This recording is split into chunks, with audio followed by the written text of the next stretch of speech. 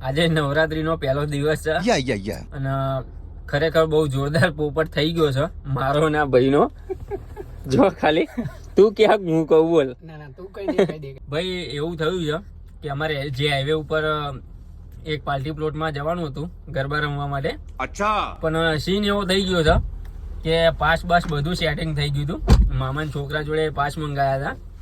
10 pass અમારા કોન્ટેક્ટમાં હતા, પણ ત્યાં આગળ છે ને ભાઈ અમે તો ટી શર્ટ ને એવું પહેરીને ગયા હતા. તો ગેટમાં જ્યાં અને સીન એવો થઈ ગયો, કુર્તા પહેરેલા હોય એમને જ અલાઉ કરવામાં આવે છે, બાકી બીજા લોકો નહીં. તો બહુ મોટા પાયે અમારી બહેનો બહુ પોપટ થઈ ગયો છે. ખરેખર પહેલા દિવસ જ આવો પોપટ થઈ ગયો છે. હવે બાકીના 8 દિવસ વધ્યા છે, શું થાય છે શું નહીં ખબર નહીં હવે.